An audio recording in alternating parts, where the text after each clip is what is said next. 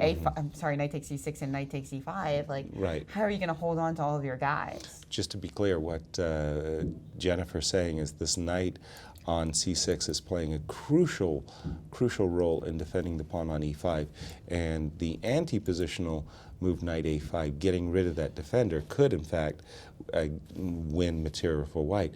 What I'm thinking actually here, Jen, is that white may finally decide that his rooks are not so well placed, and he might just start shifting everybody over to the king side in anticipation of one day getting in the move f2, f4, and just saying, hey, black, what are you doing? Your knight on a4, your knight on c6 are not doing anything. I like what I'm seeing here for Fabiano, Definitely, and he's like looking really good. I mean, how are you bolstering the pawn on a5 anyway? Are you going to try to stick a bishop at f6 instead of a rook, or just double rooks on the f file and go for counterplay? Well, yeah, exactly. I'm not sure. And the inclusion of this move, rook d8, at that move, I'm double guessing that one. I thought the idea of rook f7 was simply to play rook d8, double rooks, I mean to say, on the f file, and just challenge. If white wants to play c3, let him. But apparently, there's a logic glitch between playing rook f7 and rook d8 that doesn't quite fit, and I'm thinking that Levon has been outplayed, that the queen is actually excellently placed on h5. She seems to be doing nothing, but the active queen there I like. Well, thank goodness for that 18-move rule where you can't trade queens, right? Right on, right on. But rook f8 actually has been played, so Levon thinking, hey, I just need to get active here. I need to think about potential, so h6, knight f3, and now rook on d to f8. Okay, so a pause along the way, and I think Maurice has a thought or two that he'd like to share about what's going on in this game. Maurice. A very strange position. Only one pair of trades with the light squared bishops, and that's it. Everything else on the board. But also, the distribution of pieces is strange. A black knight sitting over on a4, a rook on a1 that hasn't moved as yet, the bishop on d2. Just weird setup. At least black has an f-file to brag about. But you talked about that queen, Yaz, being in the position, having improved itself and attacking the pawn.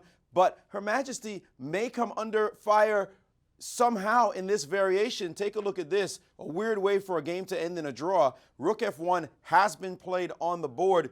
And now the move rook 6 to f7, a very calm move, saying to white, well, what do you have to do? It doesn't look like you have much of a plan. The engine's first move here was the move h3. After some study, it's now suggesting an even further incursion with queen to g6, which looks somewhat strange. And now the move king to h7. And take a look at this white queen. It looked good a second ago, but it may not be as good after the next move, especially. The engine gave this as its first move, and now suddenly it's screaming rook to f4 out of nowhere, a setup capturing this queen, well, at least trying to show that the queen is not well placed. After bishop takes, rook takes, g6 is now trapping the queen on the next move, and white has to go into panic mode. It seems that is simple defense with knight back to d2, but now knight c3, and it's black who's saying, well, your rooks aren't really going anywhere. Your queen is funny. It's still trapped. g6 is threatened. Your only way out is queen to e8. And if black wishes, rook back, and you like these kind of funny draws, queen back. Let me get the mouse in.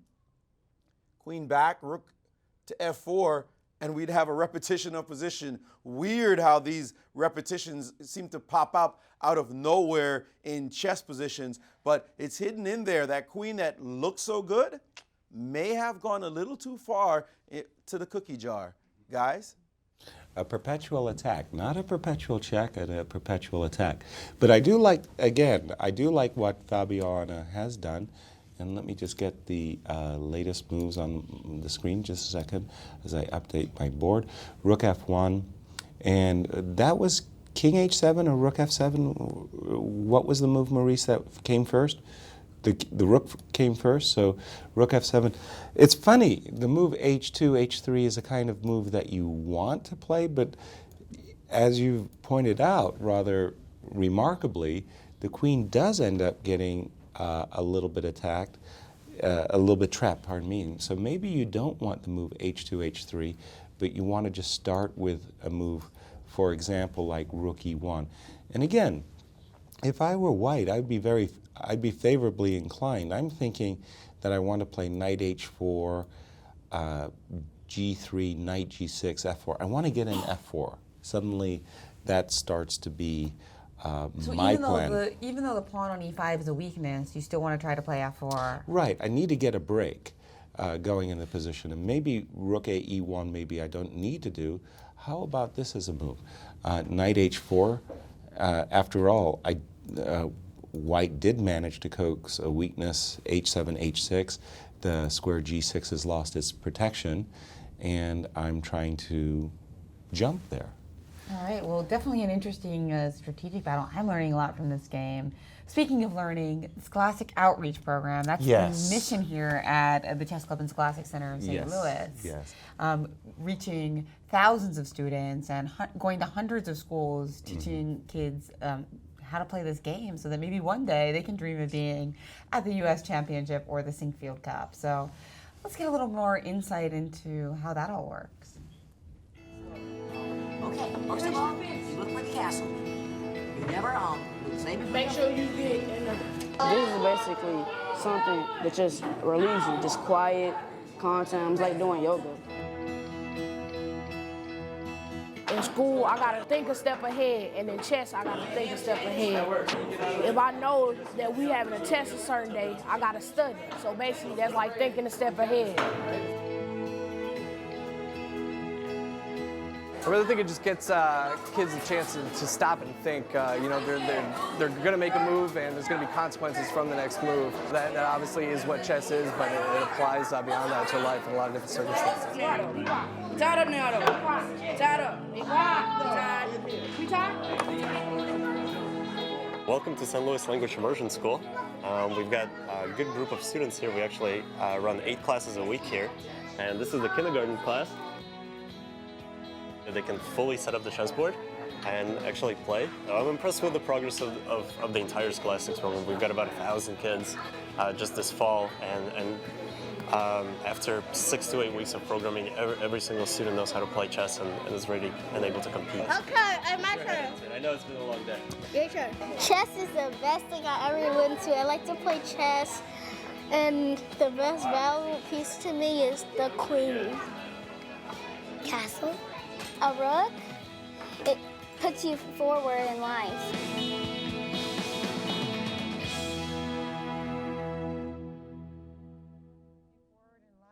So cute. I love seeing all those girls play like a girl. Love getting the girls and the women involved in this great game of ours. Exactly. Still a lot more men and boys. Although you know that the U.S. Chess Federation recently released a report, President's report, that there is a greater percentage of girls in the U.S. Chess Federation than there ever has been before. So at least we are on the upswing. Well, that's fantastic. That's really, really wonderful. One of the problems that since I started playing chess during the Bobby Fischer boom is that boys and girls in the primary schools are about even. And then they get to junior high, and it's like a large percentage of the girls drop. There is a dropout rate, and then the high school, it gets even more severe, so that, you know, what started out as 50-50 ends up in almost 90% in the favor of male. Which brings me to a very good question. Why do you think that is, Jen? Well, I guess I think a lot of girls drop out. I don't think it's ever quite 50-50. So at the start, even at the start, maybe even at the start, it seems that it's a little bit, slightly more boys. Okay, 55-45. So I think the more girls that start, the more they become friends, and then they kind of stick with it in junior high when the girls and the boys start to separate a little bit, and do different things. And obviously, also just having great events here at the St. Louis Chess Club, which feature women, like the U.S. Women's Championship. So vital. That really helps creating role models. Without question. Excitement. And Maurice also, I mean, I actually teach a lot of girls over in Philadelphia, so I have a lot of fun with that. And Maurice teaches kids as well. Tell us a little bit about your experiences teaching youth in New York. Well, I teach at a school, Automotive High School, 3 days a week, teaching chess during the lunch hours, and the kids love it. It's been my passion for many years, ever since I started coaching back in the late 80s. And chess just has such a magical effect on kids. You see them think better, just critically think, plan ahead, and focus and concentrate, building self-esteem. I remember one mother coming up to me with tears in her eyes, thanking me for teaching her child how to play chess. And I thought it wasn't that big a deal. And she said she never supposed her child knew how to play chess. Even when he insisted he knew how to play chess, she was telling him, of course you don't. And he had to actually prove it to her. And she had a completely different view of her own child because of the fact that he played chess. So it's definitely something that has changed kids, has changed families, and we keep pushing this program. It's wonderful to see St. Louis expanding chess here in the metropolitan area.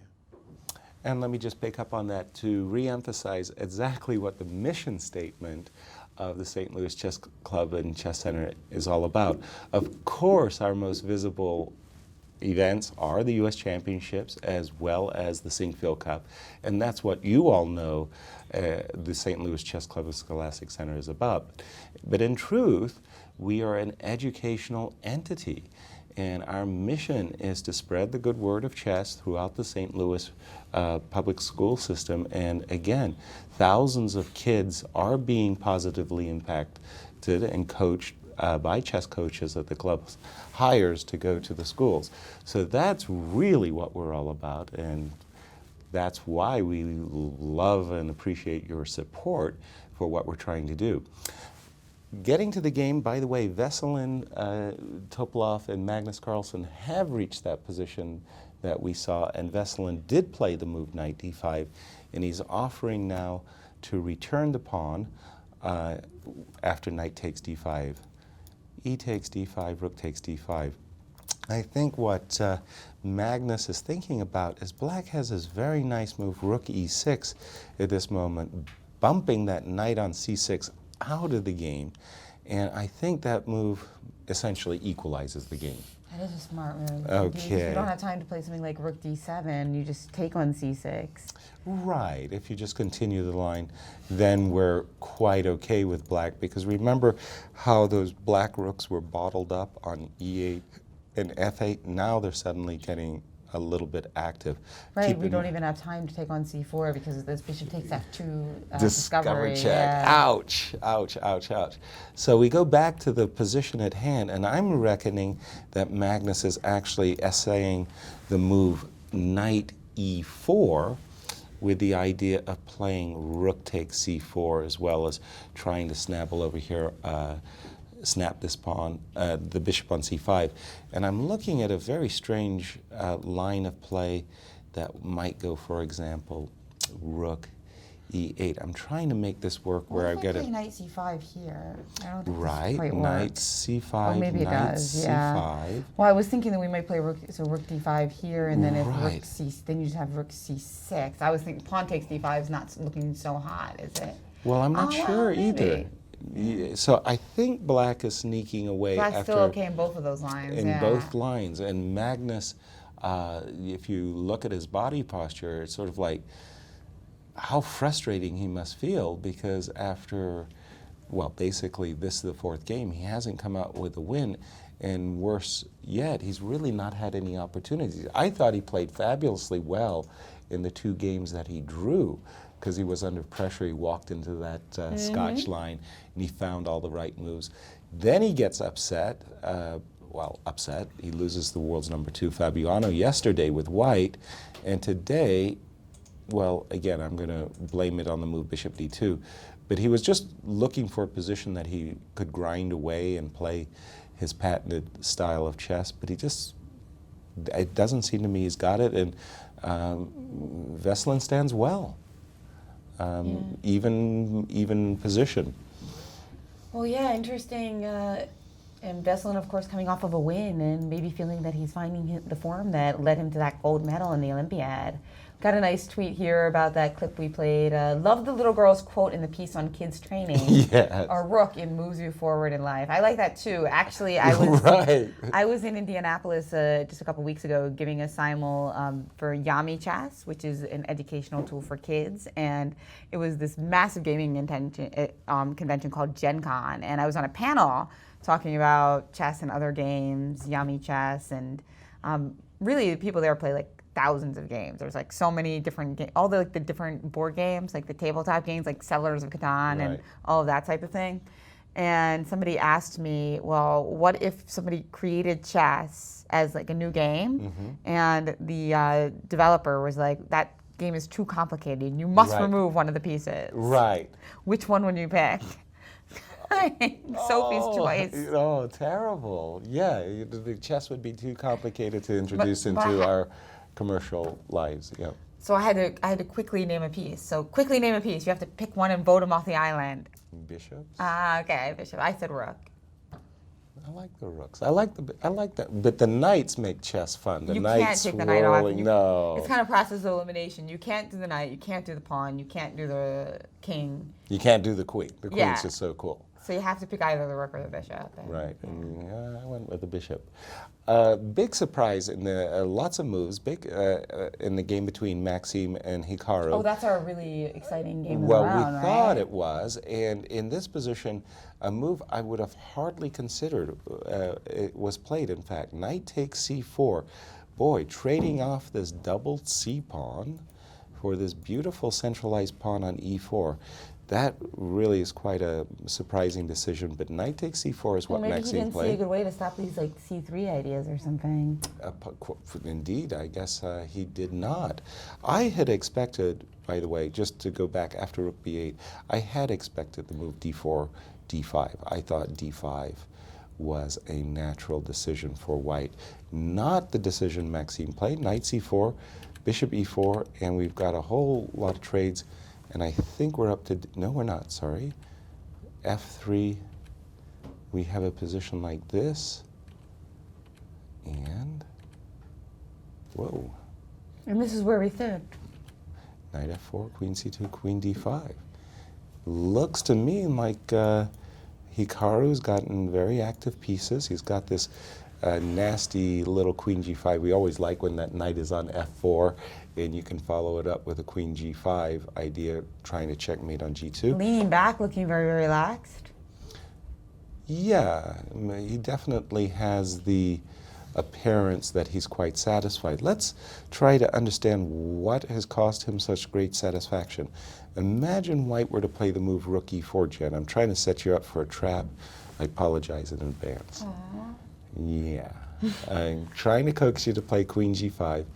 Be a nice girl and fall for it. Okay, queen g5. Yeah. You're gonna play queen g2, checkmate. Yes, correct. So I've got this queen defending, and I had it in mind to try to pin your knight to your queen with bishop e3. And it looks like I stopped you cold over here on the king side. Well, and if I take on h3 with check here, and then you just slide your king over, and it doesn't look like I have a useful in-betweener. That's the key thing, no in-between moves. No way. No way. And that, it looks like black is just dropping a piece in this variation. So let's try it again. So rook e4. Why is Hikaru satisfied? What is it about this position that he likes for black? Well, what if you just pile up on d4 here? You dropping back with the knight? Knight e6, for example? Yeah, that looks like a very good idea. Okay. I'm a little, you do have queen a2. I hate losing pawns, darn it. Oh, you wanted to play knight e3 or I something? did, and go knight e3 and d4, d5. Well, b6, you could try just taking on b6, but just because that bishop is doing some good work. Exactly, so knight takes b6, rook takes b6. I probably have to play b3, but I think now I can well understand the satisfaction Hikaru's feeling. This bishop on f2 doesn't strike me as a particularly effective piece. Right, and rook c6 we can play here and just kind of get our pieces into the game. Right.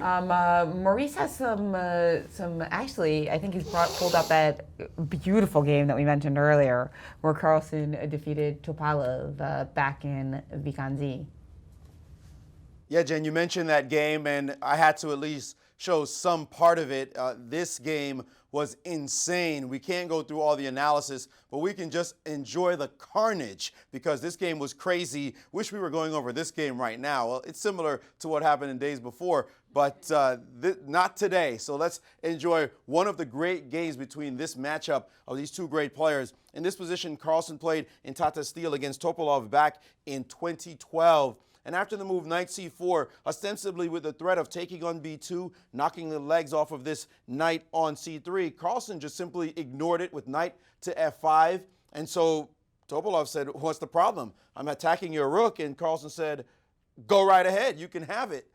Topalov, confused, said, all right, I'm taking it. And Carlsen ignored his knight as well with tempo after knight takes c3, attacking the queen. But now the queen jumped to the king side, and suddenly there were threats against black's king. In this position, Topalov played the move bishop takes pawn, daring him to capture however he will. Very complicated position, worth looking up in your databases and taking a good look at. We can't go into all the details now, but after bishop takes e4, Carlsen played knight takes h6 check. Clearly there's a pin here on the file, so the king had to move. And now the move bishop takes f7 and a swarm of white pieces around black's king. Black had to be ultra careful here. He chose to play the queen sacrifice since he had taken so much stuff already. Queen takes on f7, knight takes back, and now pawn takes bishop. And black had gotten enough material sacrifice for his queen and looked like he'd be okay. Carlsen, of course, would have none of it. Played the move f4, being aggressive, trying to open up lines around the king.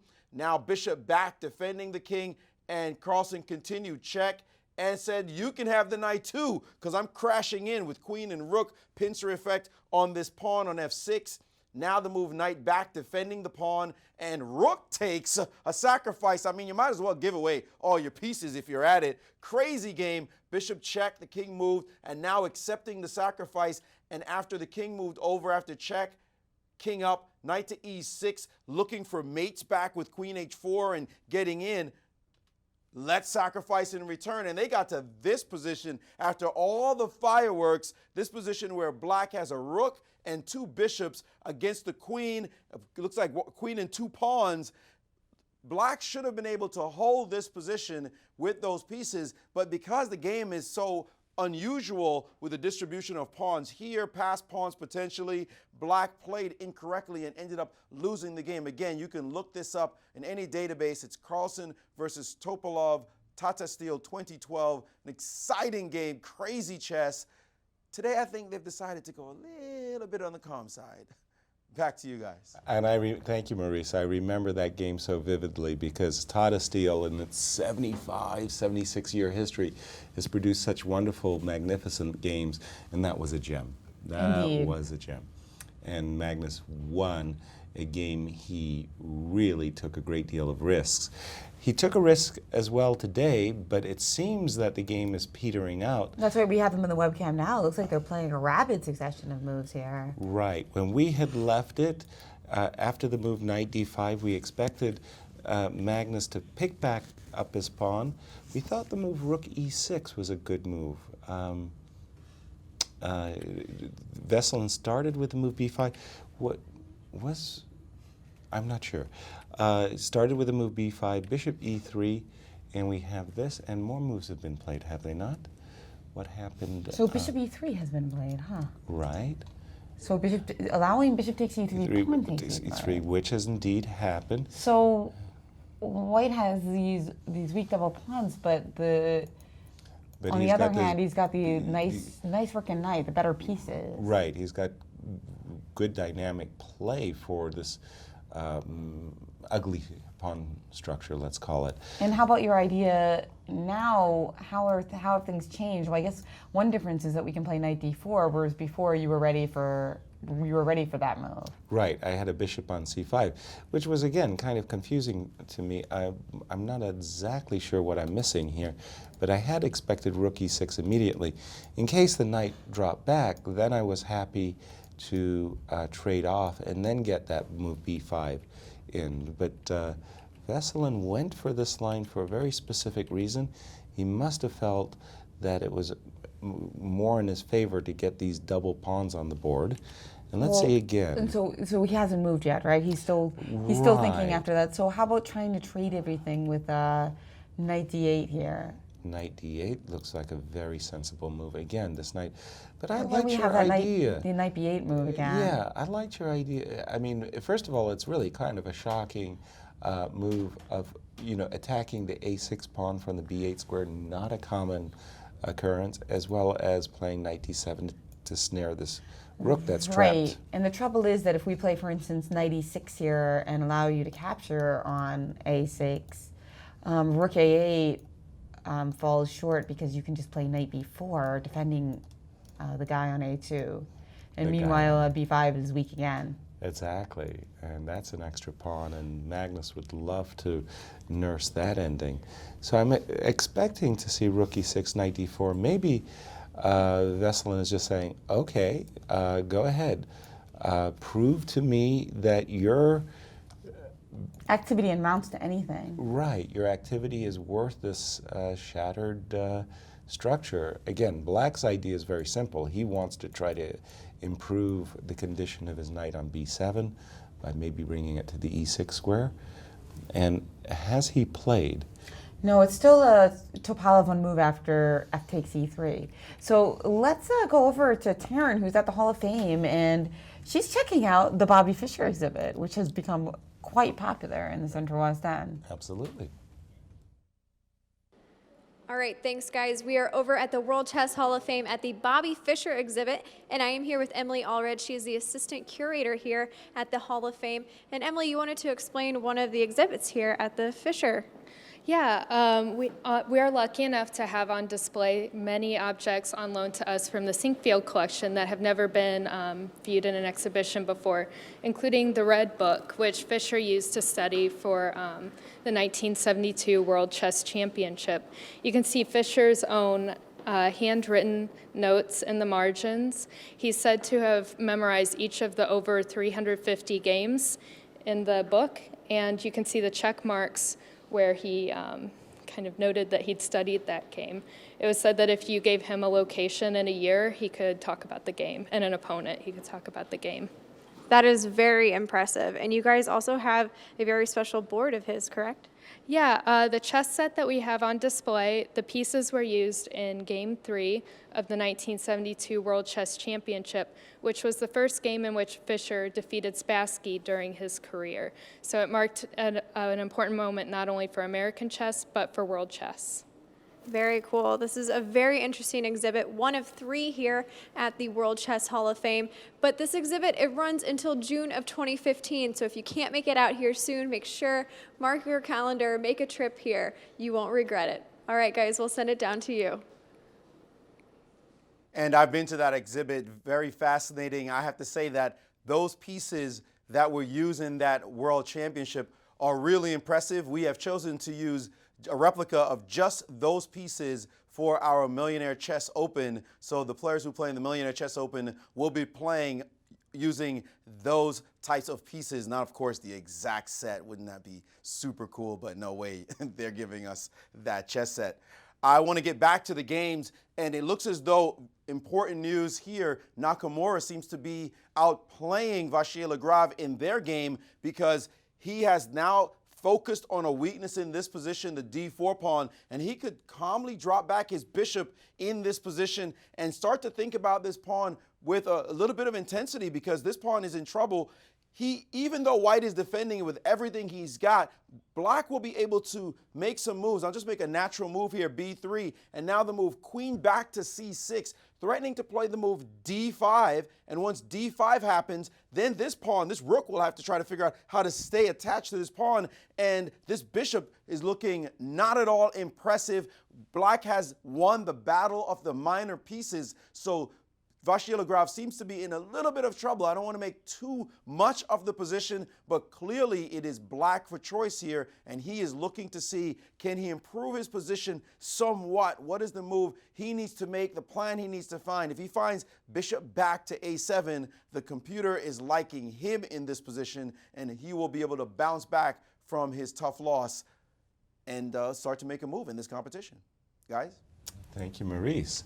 I just wanted to say that while that game's heating up, I also came up with a completely different idea for Veselin Topalov in his game with Magnus.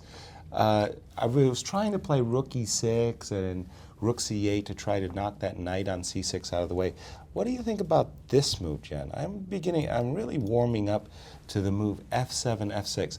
I'm having a lot of trouble with this rook on f8. We've seen a number of times where the knight has actually jumped to b7 to d7 and trapped the rook. Well, how about just saying f7, f6 and getting that rook on f8 into the game? Clearly, you're not excited about trading and helping me develop my rook, so what would you see for white here? It looks to me like this move f6, I really like this move. So, yeah, it looks pretty interesting. So suppose we start by playing, so if we play rook d7, you just have knight c5 with tempo. Rook d7 does invite knight c5. You're attacking my knight with your rook, so it does invite the move knight c5, but it also, one of the benefits of the move f6 is I also have this move, rook d7, rook f7, as a way of saying, let's just go ahead and trade.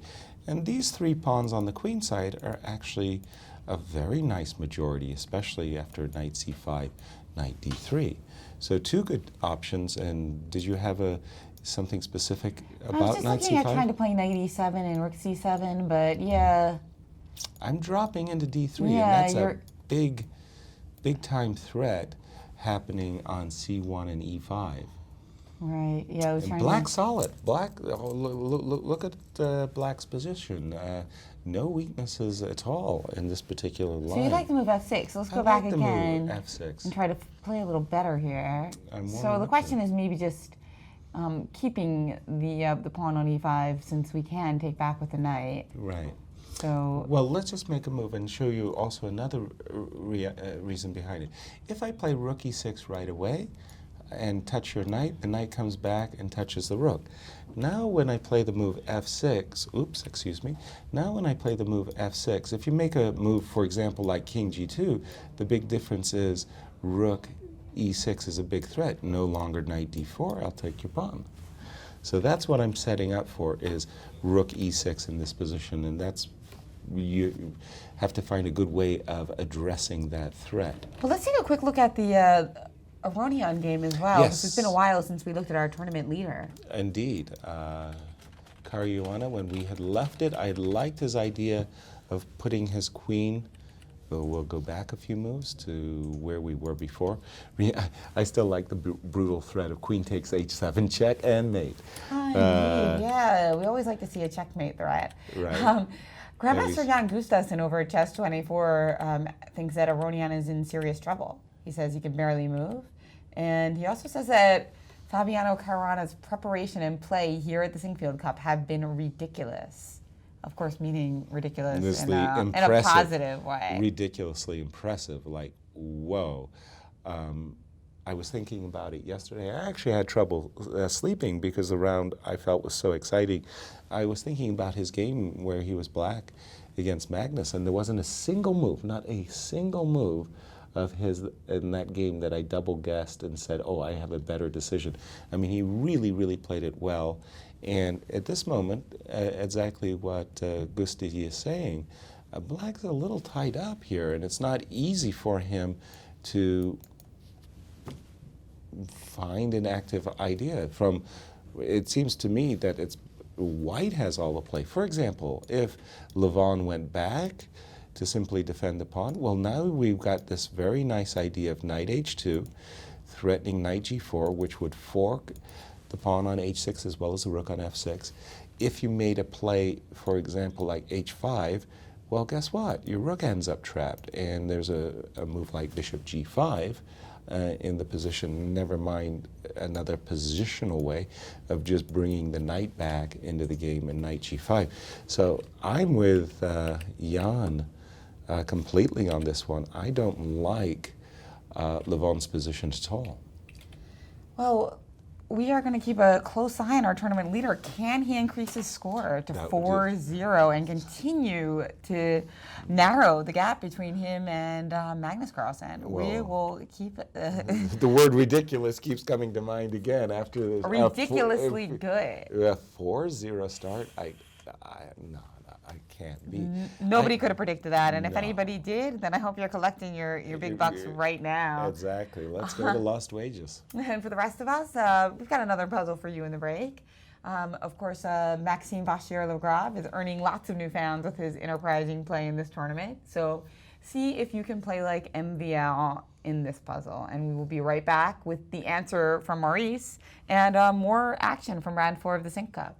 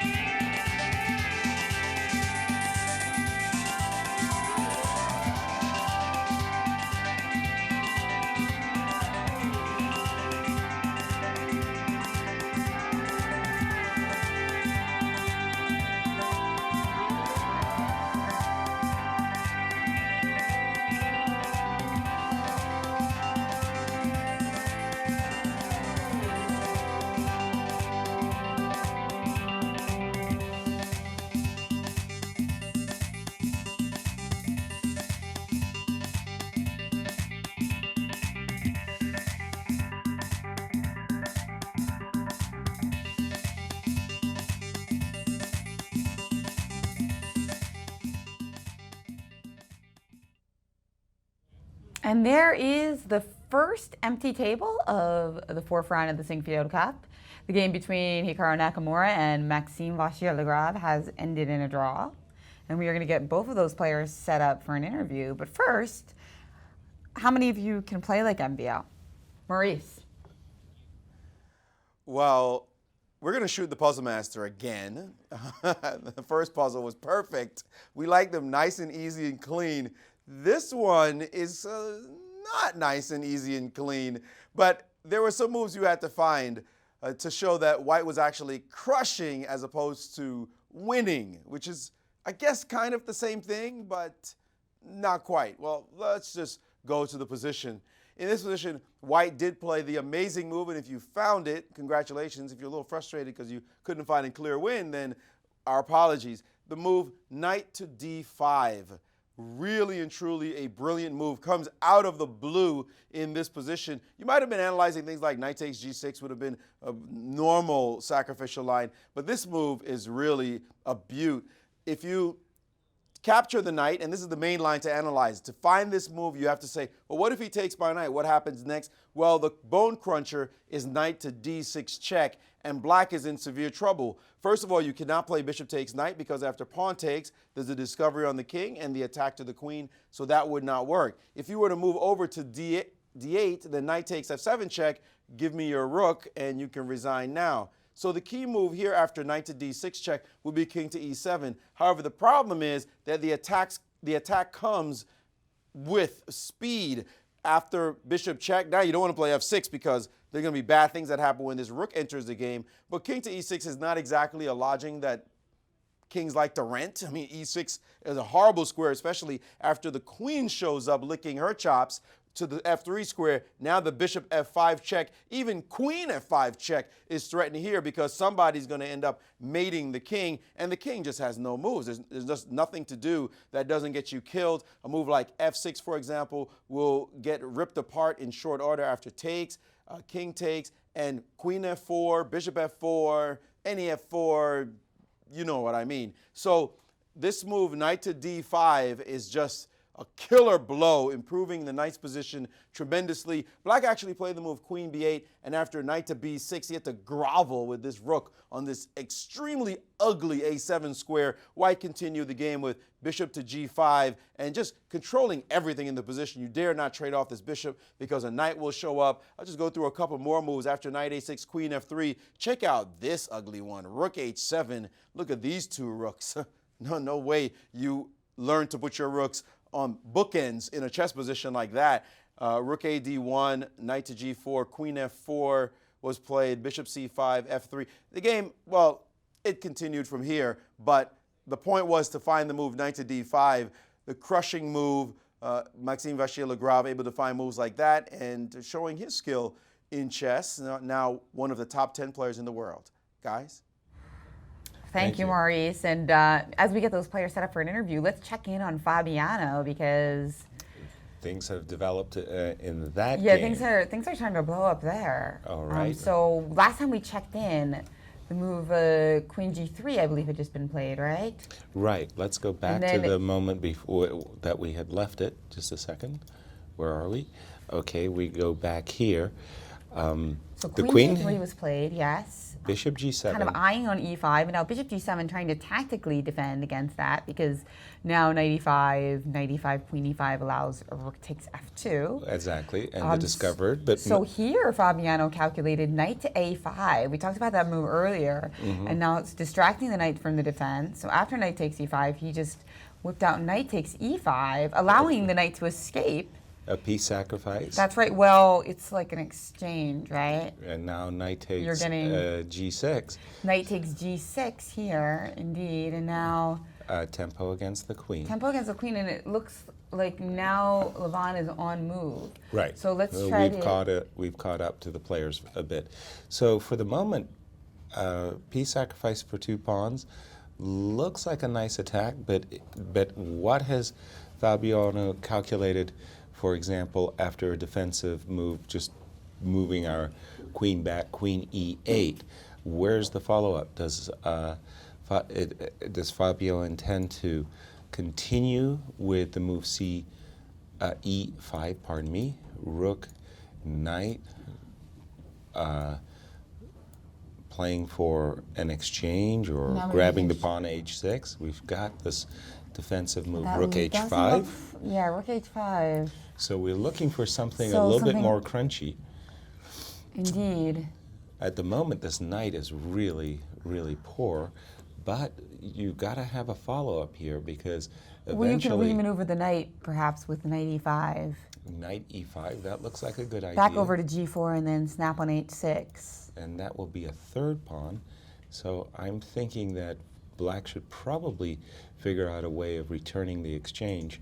Maybe something as quiet as, say, let me just throw in king h7 with an idea that I'll be able to set up something active with a rook on g6 and a knight on d6.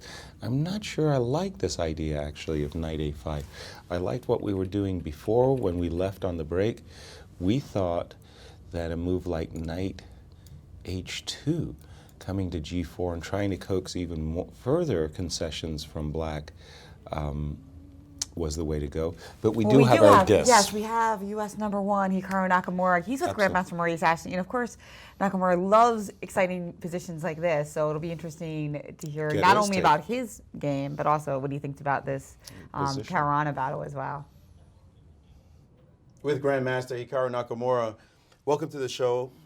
First of all, your game was interesting and then suddenly it wasn't. What happened here? Yeah, I mean, I thought in the opening, well, actually it was similar to yesterday's game where at the start I kind of knew what I was doing, then I wasn't quite sure the move order, but then I basically was back in theory, or so I thought. So I thought pretty much right around move 20 or so when I played this move, knight a5 and rook e8 and knight c4, this whole combination, I was following this high-level game Ponomara of Giri, but then as it turned out I wasn't because there was a set of moves rook e1 and h6 inserted, which wasn't in the other game. But still, it's, I mean, okay, position's pretty equal nevertheless, and for me it's just, I mean, after yesterday it's important to kind of, you know, just play some good solid chess. So today's game, the result of a draw, disappointed or just feel like get a draw at your system so you can get the white pieces? I mean, Maxime is a strong player. I mean, and I'm black today, so it's not easy. But more or less, after yesterday, it's important just simply just play solid and move on. And I guess that's one of the Russian things. You know, if you look at a lot of the Russian players, there's a saying that, you know, if you lose a game, you know, do anything not to lose a second game in a row. Basically, just stop the damage right there. So. But you're American. When did you start following the Russian school? Well, let's just say I don't want to play terribly here, and even going today's game, I was not in a great mood. So I think for me, it's important to just play well and not lose today. Okay, well, we need your tactical skills to assess this one. Caruana, who has started off in scintillating fashion, played a very boring opening, to be truthful, looked just like he was moving around. And all of a sudden now he sacrificed a piece for 2 pawns, which he absolutely did not have to do. He could have kept maneuvering in this position. What's your opinion of this setup and why he would go for this?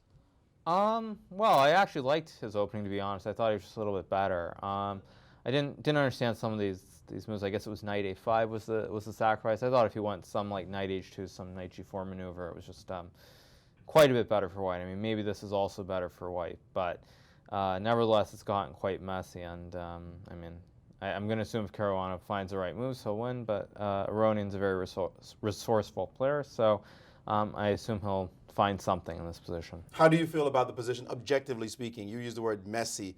Is it something that equal chances for both sides? Just unclear. White, you would prefer to play white in this position?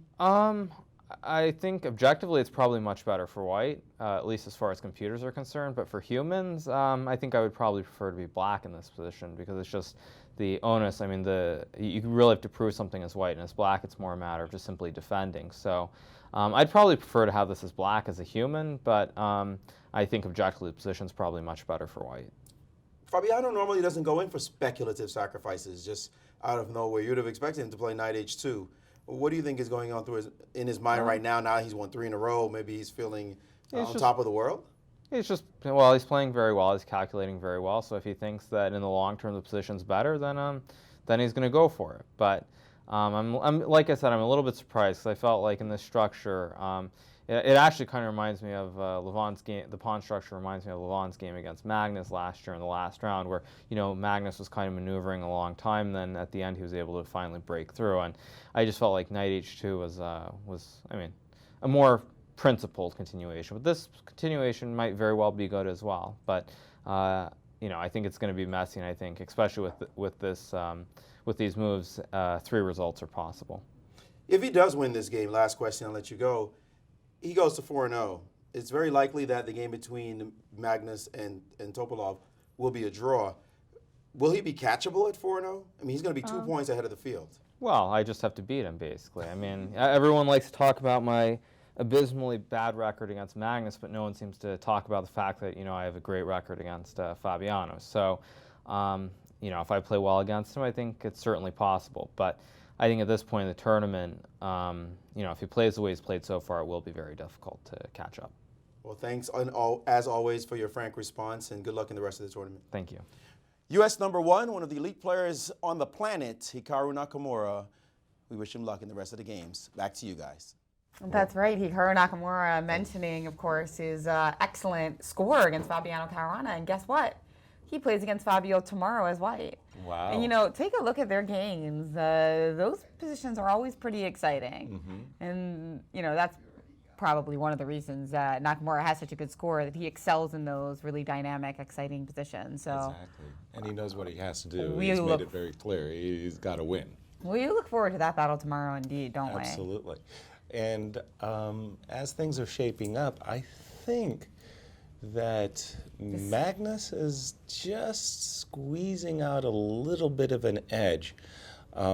Before, I still, I don't mean to be insistent or anything like that, but I do think that the move F7, F6 would have been maybe a tad more comfortable for Vesselin. He went for the rook e6, which looks quite well, but this move b2, b3, breaking up the queenside pawns, was well timed by Magnus, and in the ending that they've got, what I'm seeing is I like this knight on d4. I think this knight is very well placed.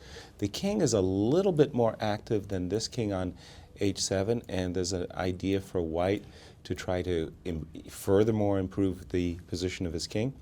King g6, a4. Oh, I wanted to say that in middle games, openings, we don't lead with our king, but in endings, that the king is a powerful piece, and if we can involve our king in the game, we should. We've reached this position, and this knight ending, I like it for white. I don't say it's winning or anything like that, but I think that white's chances here are better than black's. So if anybody has an advantage, it's white. And as we know, Carlsen never tries to squeeze those small edges, so they're just going to shake hands in a minute or two. No chance, no chance. I'm sure there'll be a lot of play still going on. That was another one of my attempts at Carlsen-esque humor. Right, right. The drier, the better. Very dry.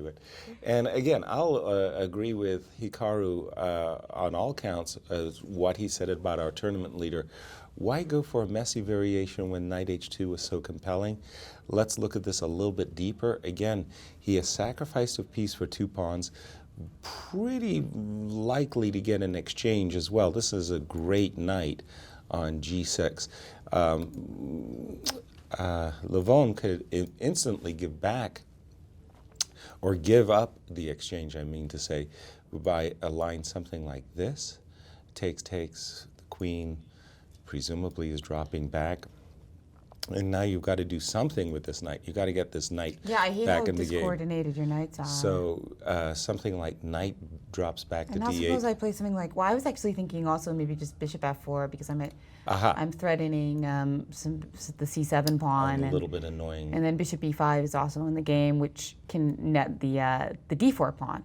Exactly. Unfortunately, my intended move I wanted to do was knight f7, trying to cover all of those threats you mentioned. I was hoping that if you did end up gobbling this pawn, you might have some regrets after a move, for example, like e5. The bishop on c7 looks a little cut off. Even though you've won a pawn, And I like grabbing pawns too. I don't like the fact that bishop on c7 is a little cut off. You end up doing something like bishop a5. That bishop is really out of the game, and maybe king h7, and suddenly it's black who's got counter. True, but maybe I can just play bishop b8 instead, or do you have queen e8 there? Wow. Well, just because if I play bishop e8, yeah, sure, it looks like a loose piece, and I don't want that. You have rook b6, okay. Yeah, trapping the bishop, darn it. Yeah. But bishop, yeah. So, but this is that messiness that Hikaru is referring to, and in the human mind, it's sort of like, I've got an advantage, I want to keep it. And as Hikaru said, all three results are possible after the sacrifice. So a little speculation here by Caruana. Maybe he has something very, very concrete in mind. Let us hope he does. Oh, and it looks like Levon has not taken that monster on g6. Instead, he's dropped back and played queen to d8. So I think you were suggesting queen e8. Well, so I was thinking just where you drop back with the queen. I was leaving the d8 square unoccupied, thinking that I'm playing knight d8, but okay, queen d8. So here the perfectly discoveries. So the idea here is there's no real useful discoveries for us if we play a move like bishop takes h6. Just bishop takes h6, and even though we have this freehand problem to make any check that we want, you can play rook to g7. Yeah, there's no really good effective check. With the exception of knight e7, which is double check. But right. Unfortunately, that doesn't garner anything. So. We need to play something a little bit more concrete. Well, you were looking at e5. So e5 or knight e5 with the idea of knight g4 are the two big concrete ways to exactly. get something here. I'm looking for something really specific, and on the next move or two, gaining more material, either the h6 pawn or an exchange. Hey, you were trying e5 with the queen on e8. Let's try e5 with the queen on d8, because I'm wondering if there's any key differences there. You know, we were looking at knight h4 in this position, right? Right. And now, yeah. Well, in this particular case, the queen on d8 makes a better impression, because guess what? Rook h5 does come with a tempo. We protect the pawn on h6, and we get a tempo. So we're kind of drifting a bit here for better version. But what about black? So instead of knight h4, do we have any other options? Let's hope so. Well, now I'm getting a little bit of a feeling that something has slipped, and white doesn't feel right suddenly. Some pieces are being misfooted here. I'm afraid that this knight on g7 can even get, in a funny way, kind of trapped after a move like rook g5 and the king h7, and the knight might have a hard time escaping. So I don't like this move e5. So instead suddenly. in this position, we're going to go back to our other mainstay, which is knight e5. Right, and I do like this idea of knight f7 and knight g4, but I'm confused. And Maurice has some thoughts for us on all this excitement in Fabiano's game. Yeah. Well, yeah, as confused is the right word. There was no reason for Fabiano to go into this line. It seemed as though he had a very solid alternative in knight to h2 and knight to g4. Now he's gone in for this very unclear position, which suggests that you were worse, but he was nowhere near worse. In fact, he was absolutely better in that position. So it's befuddling why it is that he went for this forcing line. And the fact that he's stopping to think right now is a bad sign. If he was to be sure about this variation when he ran into it, sacrificing 2 pawns, a piece for 2 pawns, then he would have been ready with his move right now. We would have seen it on the board already. So this is the beginning of something troubling for the leader in the tournament. Certainly if he loses, then the tournament will be wide open yet again. A win, though, would be really difficult for anyone to catch him, Nakamura's confidence notwithstanding. Right now, though, the engines are saying that he's better. He's better, and what they like in this position, and what I think you guys might want to analyze, is the move f4 right now. Nothing too concrete, nothing super aggressive. There are even ideas of someday bringing this pawn to g4 and pawn storming the king. Imagine that. The king looks like it's in a fortress here, but these pawns can start to come down the board. Moves like f5 and e5 get thought about in this position. So white does have some options here, but the position is absolutely unclear. we should note that Aronian's time is starting to tick down just a little bit. They have 8 moves to make to get to the first time control, so that could become a factor as well, as Fabiano has that extra time on his clock. And we should also point out that because he's playing so well, sometimes luck just goes to the strong, the person who's in form, and he could start to risk just a little bit and still work out for him. You know, you always win a tournament, Yaz. There's always a game you got lucky. Always, even when you're playing well, and maybe this might be the game for him, but luck often goes to the guy who's in form, putting the pressure on, being aggressive, and coming up with all the tricks. So let's see whether or not Caruana has a bag of tricks to throw at Aronian, or will he find himself being tricked or treated? I guess it's just tricked. Guys? Thank you, Maurice. Yeah. Well, the jury's out, and F4, again, I was looking for a very, very concrete follow-up to try to grab some material. F4 is one of those laid-back kind of moves that just say... That make it a true sacrifice, right? Yeah, like exactly. It it's not a sham sacrifice. Right. It's not a sham sacrifice where you win your material right back. So F4, nice position for white, no doubts about it. But again, I think all results are possible in this one. Let's just throw some move on the board. I don't know if this is a good or a bad move. How about King H7, attacking the knight? I'm speculating that F5 is just simply too early. I will trade and bring a knight to D6, so I'm expecting the knight would drop back. So far, so good. Something like rook. I'll keep my rook. Or I could do it another way, actually. This knight on B7 is so passive to sacrifice an exchange like this.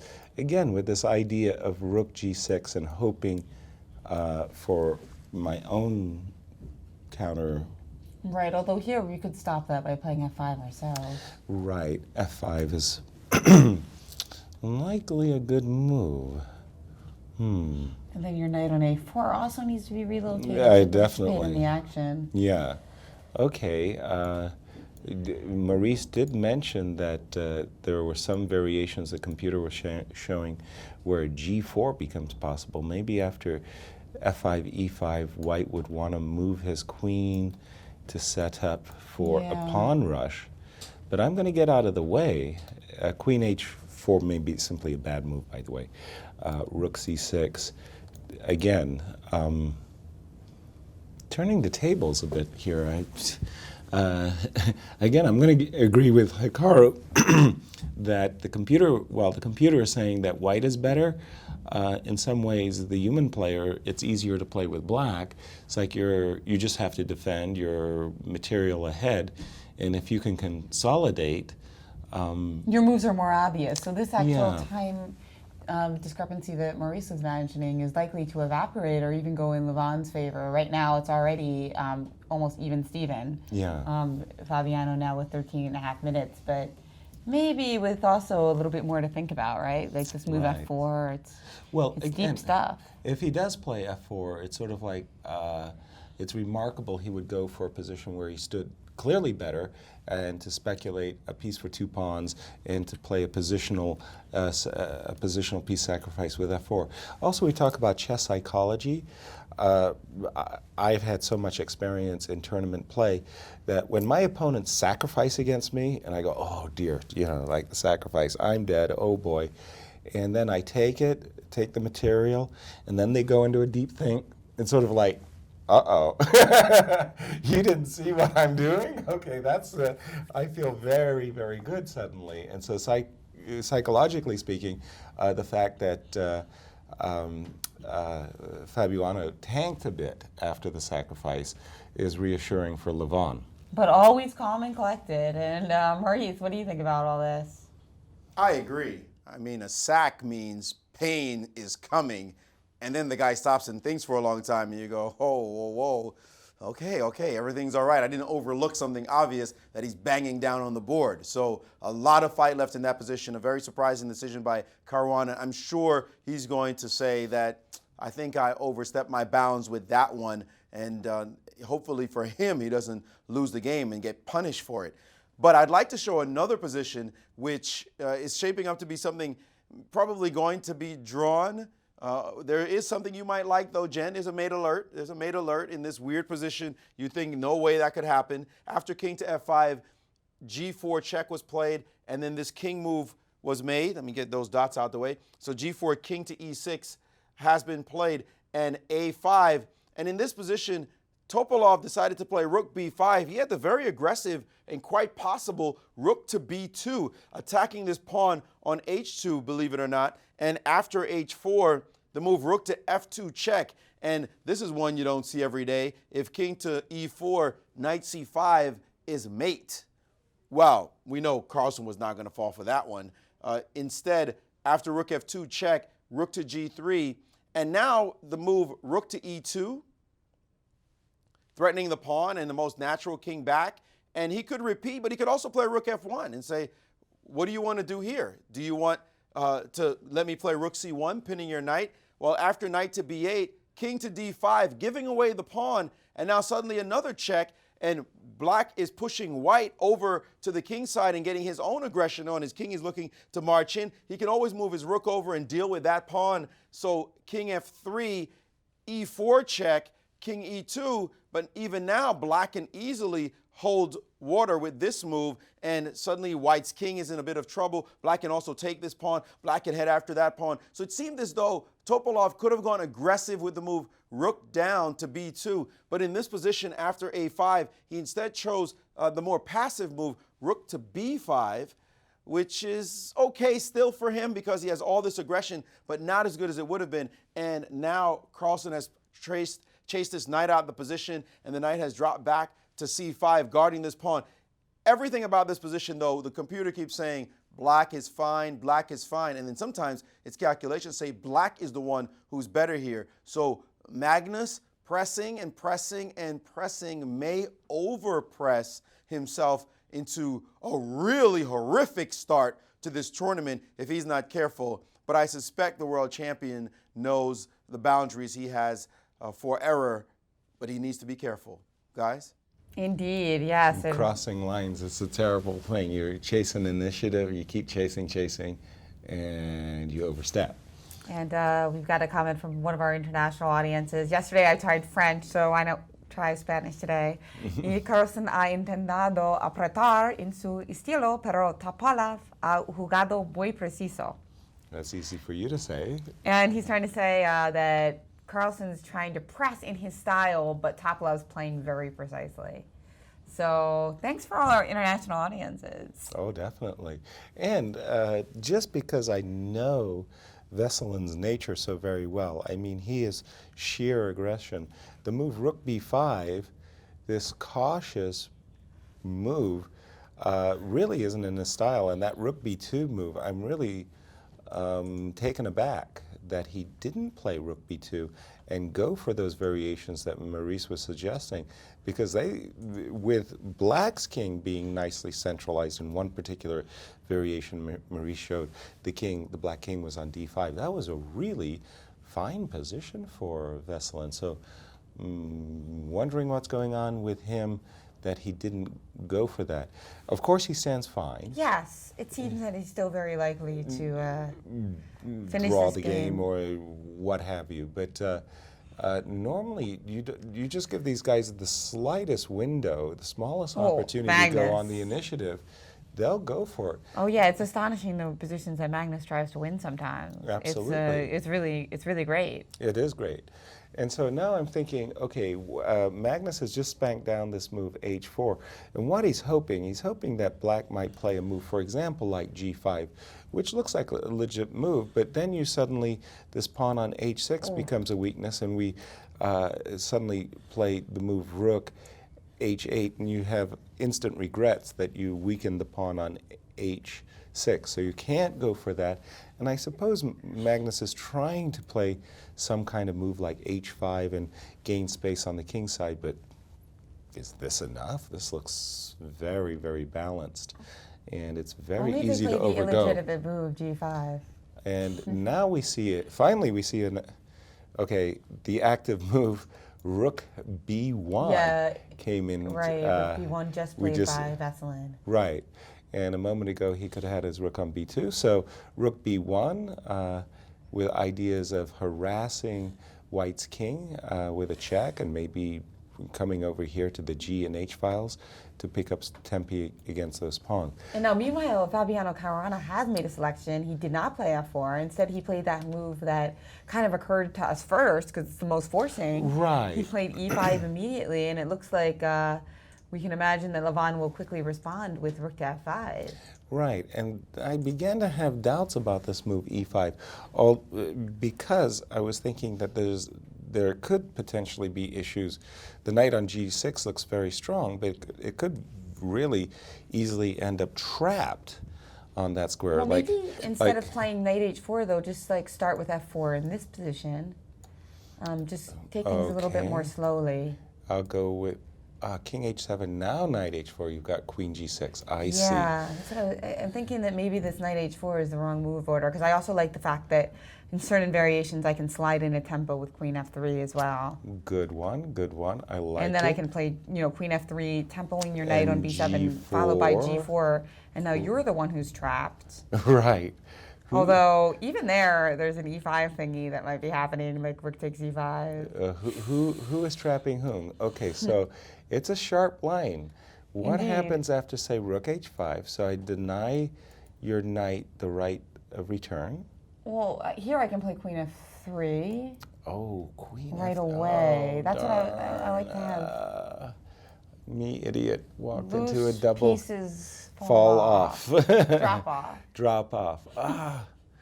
So that's why I like queen d8, so I could go knight d8. Now my queen, what has happened? In fact, Levon played a move rook f5. Well, you did play rook f5, and now you're suggesting f4. Okay, so let's. And by the way, Fabiano now with the time deficit, he's got 7 minutes, and his opponent. And he has made a move. I just see I don't see what it is yet. I think he did make f4, so he has played f4. Right, so let me play and a move like... pressure back on Levon. Let me play a move like c5, which at least has the benefit of defending the knight so that a tempo isn't going to cost me a piece. And that's right, and then also threatening maybe to get your knight back into the game at some point. Although it's a long way. It's a long way for that lonely knight. Right. Hey, you know, I really don't like this move c5. Let me try another one, queen d5. Okay, queen d5, you like that better, okay. Yeah, I'm going to try to reroute this knight as ASAP to a better square. Gotcha.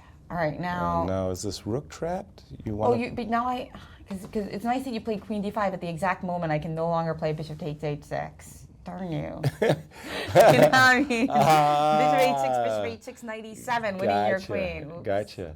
But still, I mean, this rook is looking a little funky too. Well, yeah, there's these g4 things that are coming into the position, but I'm also wondering if sometimes I could just sneak in a bishop takes e5 because of the pins. Oh, a bishop takes e5.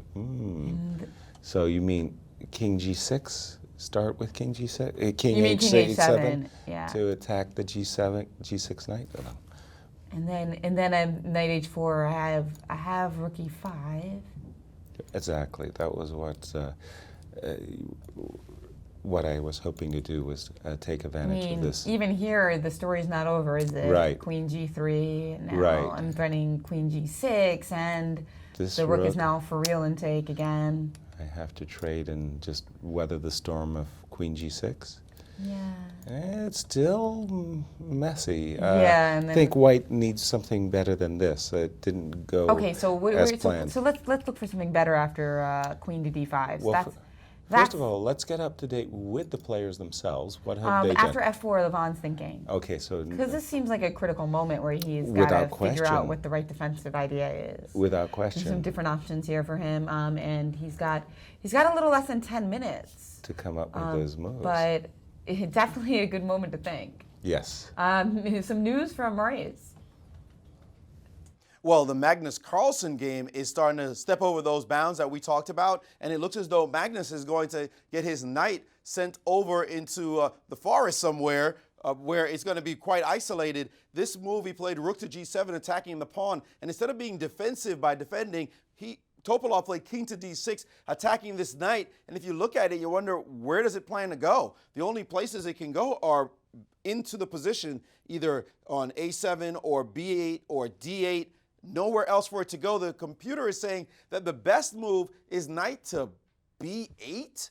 I mean, that seems quite strange. In fact, here looks like black could just play rook back to b7. And what is that knight doing exactly? I'm not sure. That seems quite tricky. The other line, and he might even lose that knight, but the other line that the computer is giving is simply the move e4 here, and forcing, if the king were to step up in this position, now that king is in a tricky position. He could play the move rook f1 check. Well, the king has to go backwards, obviously, and it is black for choice. Black has the one with the initiative. This knight looks silly. This pawn can be easily defended. I'm not sure what Magnus is doing, but he might be trying to commit some suicide in this position. He's making some weird moves, and he's starting to think about it very carefully here, and he did play knight to b8. His knight is sitting on the b8 square, and I guess he's estimating that he's still fine in this position. He looks quite calm, but I think Topalov, like a shark, is starting to smell blood in the water. I think he's thinking, what are you doing exactly here? Why is this right? And it looks to me like he's got his killer face on right now. Guys?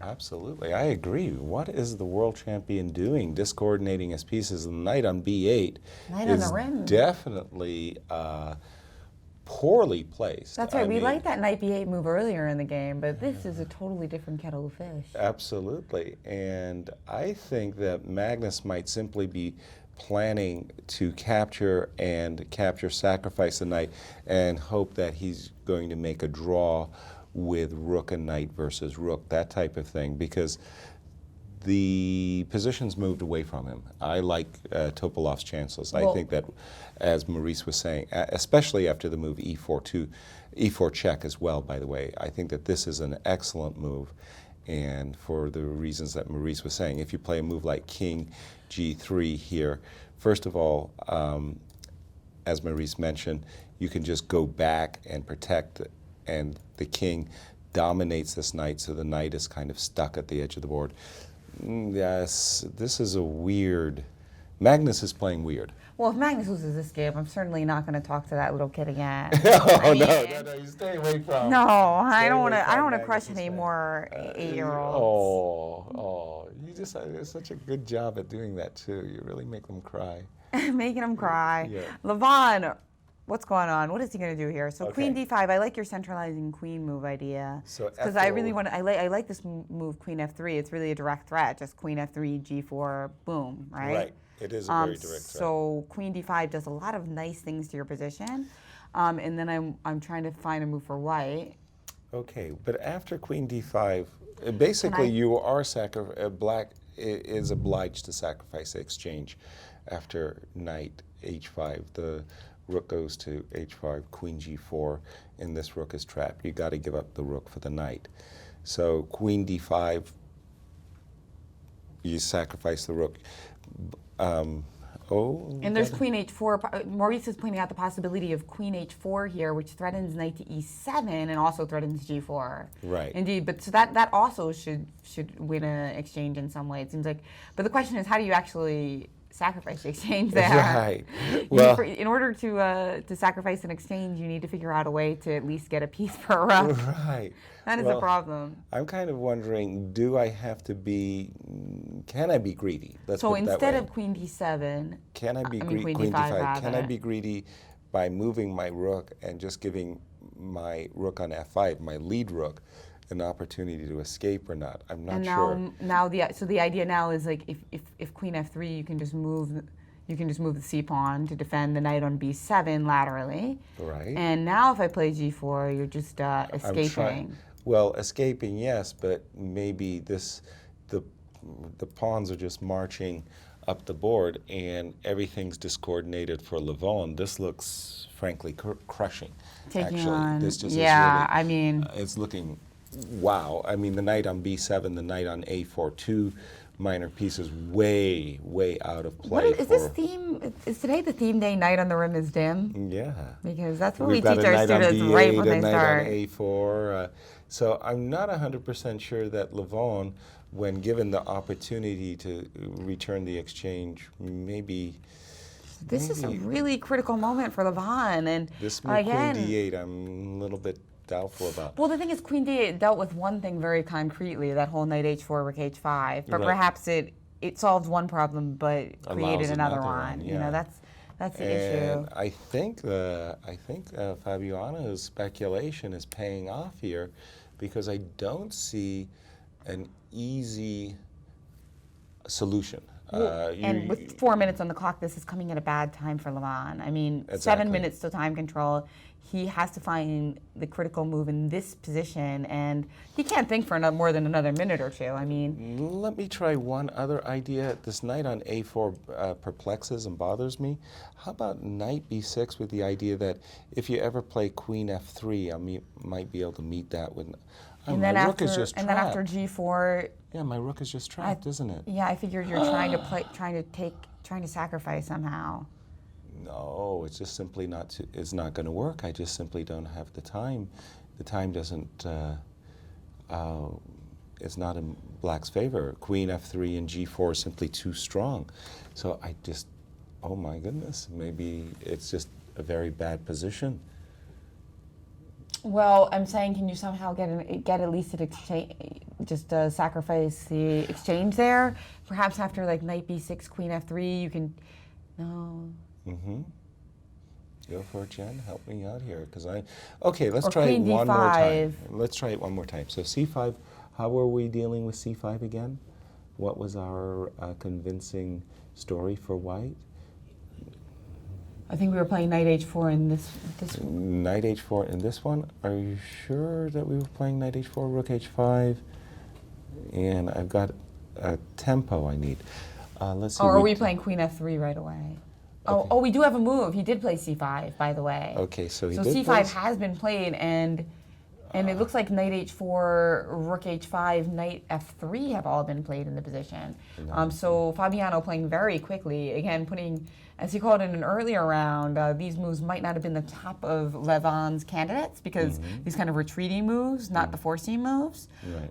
And I like the way that he played them very quickly. Perhaps it's a little bit demoralizing for his opponent, as he said in an earlier round. Sure. So now all the pressure on Queen Levon. G6 and G4 are now threatened Without the same kind of ideas. Although there you will be able to sacrifice the exchange, right? With like rook takes f4. Mm-hmm. Well, hold on. There's a bishop on d2, so I'm still having a hard time. I mean, sacking this, if I play Queen G6 and you put your rook back on f5. Right, and then I sacrificing could on sacrifice the exchange f4. on f4. But wait a minute. Do keep in mind that Queen G6 is going to be tickling the E6 pawn as well. This looks, like horrible. Danger. It just looks horrible. Well, and 3 minutes left on the clock. Maurice, is this something that Levon is going to save, or is he going to go down? Well, with the time situation the way it is right now, it looks like he might be in serious trouble. It looks like he cannot deal with all these threats. There are multiple threats, especially a creepy queen move. It could be queen to g4, queen g6. Both those moves look really good, and his rook is discombobulated. Matter of fact, if you just look at the connection of all these black pieces, they look like an orchestra that's not in the same room. Like they're miles apart. The conductor is standing there looking for people, and they're all at coffee bars and buying clothes. They just are so disconnected. And look at white's pieces. The picture of harmony with the pawns. These are the key elements here. These two rooks, minor pieces, these pawns and the queen. Harmony in chess is everything. Coordination is everything. It doesn't matter if you're up, if your pieces don't work. And this knight looks horrible. This knight on b7, also wondering when it's going to get in the game. The bishop is pinned. The pawn structure is bad. Dare I say that black is just lost? Well, the computers think right now that's true. This is over. White has a huge edge, will win material, will at least go up in exchange. Whether or not black can figure out some way to create a blockade by giving away the material like some Petrosian rook sacrifice, I don't know. But the word is right now that black is in serious danger of losing the game, standing demonstrably worse as far as the computers are concerned. Guys? Looks like a move has just been made. So Levon has just played the move king to h7. And protecting the g6 square and trying to keep the queen out of g6. But not worrying about his rook. How about queen h2? Just and G4 is just coming into the position. that looks sweet. How are you going to save your rook in this position? Also, Queen G4, Rook F5, Knight H4, Queen G6 check. Looks lost to me. Busto? This is just over. Because the problem is we don't even have to take the rook. We can play check and then play G4. Well, check and take this pawn on E6, and then it all or take on collapses. F5 and then after the rook takes, then take the pawn on E6. And everything so collapses. We're not just winning an exchange, we're winning the house. Yeah, we're winning past pawns that are being supported by these rooks on E1 and F1. So Levon, a series of poor decisions. And is Fabiano Caruana going to start this tournament with 4-zip? Yes. That is absolutely incredible. It truly is. I mean, every round we come like, so yeah, what do you think of your results so far? Couldn't have hoped for better. Yeah. But in this case, it's a literal description. Couldn't have hoped for better means that he has the maximum number of points if he wins this game. Wow. Which would be just incredible. We're going to have to go and see. And with Magnus really, really struggling, who in the world? Hikaru said, I've got to stop Magnus. Round by round? No, he has to stop Caruana. Pardon me. Because he has an excellent score. Yes, I meant to say that. I apologize. You know, Nakamura said that everybody's always talking about how awesome Carlsen does against him, and people aren't giving him enough credit for winning against the other car. Right. Fabiano, what is his score, by the way? Did he say how well he's done? He seemed to be proud We'll check on about that, but he definitely has a lot more wins than losses, Okay. and some of them quite beautiful style as well. So, right. yeah, those guys... So, 1 minute, under 1 minute alert left for Levon. I'd love to get a webcam on him because he's going to be down to the increment quite soon. Meanwhile, Maurice has some news for us on the other game. Where is Carlsen in trouble or is everything all cool? It's not all cool. He's definitely worse. He's gotten his king to have to go back. Remember, his king was marching toward the center. You talked about that earlier. And now his king is the one that's sitting back on G2, and all of Black's pieces are active. White's pieces are the picture of disharmony. Just holding on for dear life is Carlsen. So this could be a monumental day with Fabiano winning, Carlsen losing. By the way, their ratings are coming closer and closer together. Caruana is as close to Carlsen as anyone has been in like a couple of years. So this could be a big turn of events. We'll see what happens in the next couple of minutes as they try to make time control. Guys? Wow, unbelievable round. I mean, we thought that this round was going to be a little bit more tame, but it's starting to really blow up as well. All right. And let's take a look. Levon Aronian, how many seconds do you have? You better make a move. 33 seconds, and it's not just the time. It's, again, what moves would you like him to make, Jen? He has played rook to f5, and knight h4 is now on the board, and it looks like he's just down to seconds here. Well, I mean, my goodness, Queen G6 is just a devastating threat. I believe he stepped back with his king. I'm not too sure which He did, word. indeed. He has played king to h8 in this position, stepping back. And offering his rook, which I would generously accept. So let's take the rook. I assume he's going to recapture with the rook. And then we'll slip into G6, our favorite resting place. And we do have some more moves from Fabiano. It looks like they're finishing up this time control quite quickly. The pressure is on. And what has happened after king h8? Knight takes f5. He did snap the rook. He liked your idea. Greed is good. Rook takes f5. I don't think that's happened yet. Okay. So Maurice, is he going to live to the time control?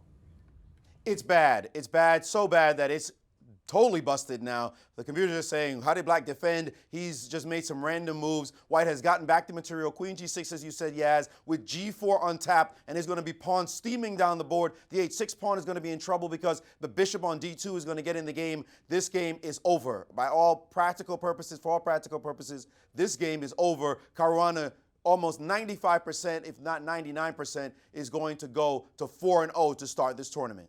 Guys?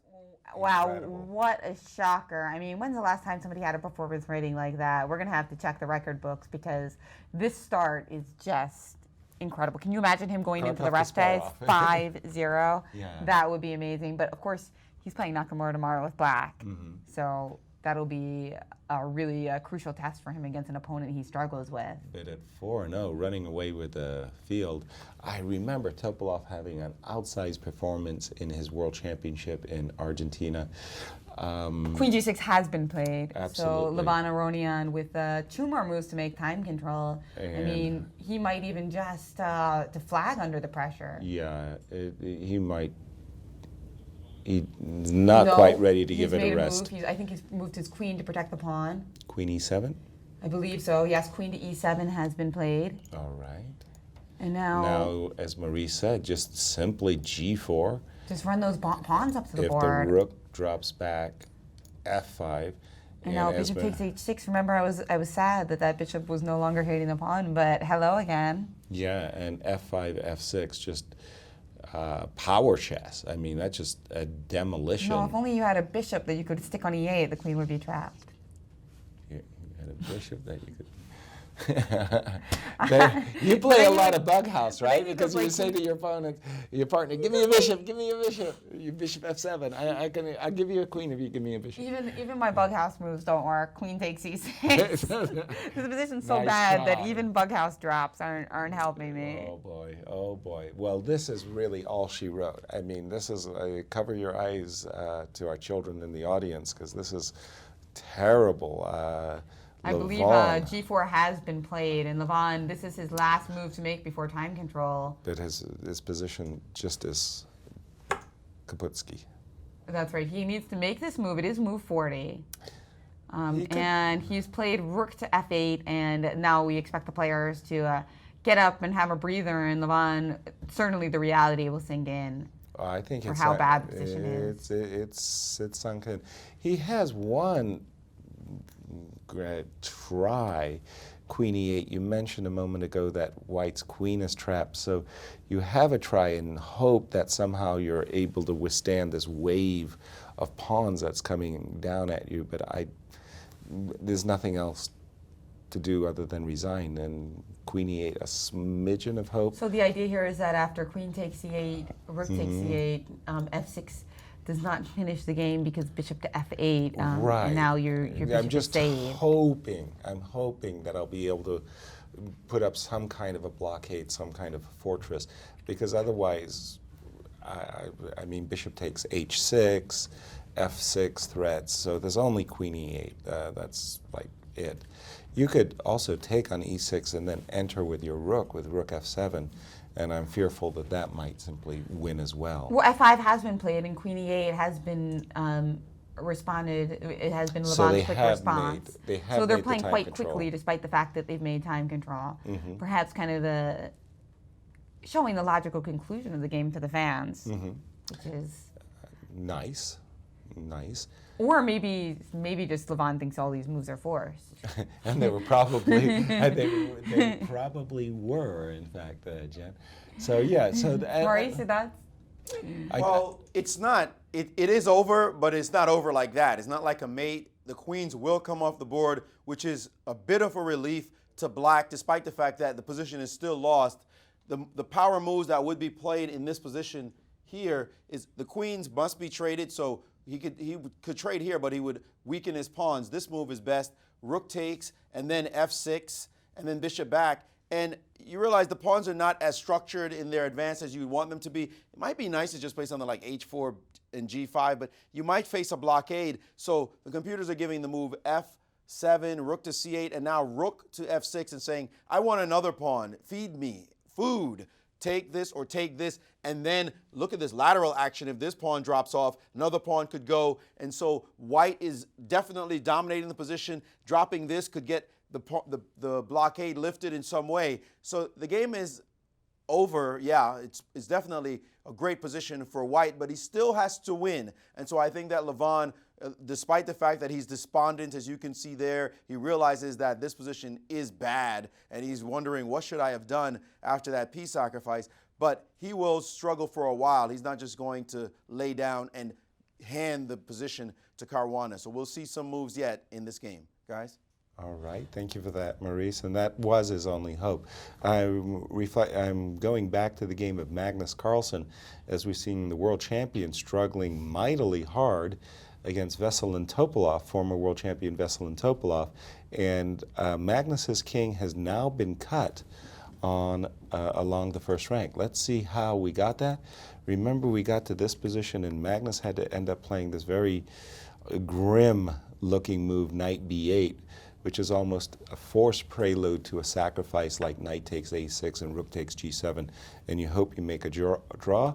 Well, Veselin wanted to drive White's king back to the first rank, which he has succeeded in doing, and he is looking mightily hard at his chances, as he's sensing that he has great opportunity in this game. Wow, so an exciting, and it's going to be a long one. Oh, finally. Yeah, we've had a lot of quick rounds with all this slashing and sacrificial jazz. Exactly. So now the question is, can, concretely speaking, can Veselin do something here to win the game? Let me just make an observation that after, for example, king c7, which would win the knight, the problem is that after winning the knight, White's intention is to take this pawn with a check. Let's say we move back with our king, just for example, and the world champion's idea is that he's going to pick off yet a third pawn. I still think that Veselin has chances of winning, but his chances of winning would be a lot better if his king was somewhere, say, on d3 or f3. Here, it's just, I'd say a 50-50 that Magnus is going to make a draw. But Magnus is not going to be pleased at all with his play in this game. And Maurice, touch on that, if you will. Kind of a funny situation has occurred on the board now. You pointed out, Yaz, this idea of sacrificing the knight for the pawn. To the computer's eyes, the best move by a smidgen was the move played, rook to b5, offering that take. When I look at that, though, I feel like you, do I need to give the guy that move? And the computer also says a worse move is the move rook to b7. Now, rook to b7 stops him from taking this pawn, but it still gives black practical chances. This knight is still trapped on this square. There are no sacrifices anymore. That's funny.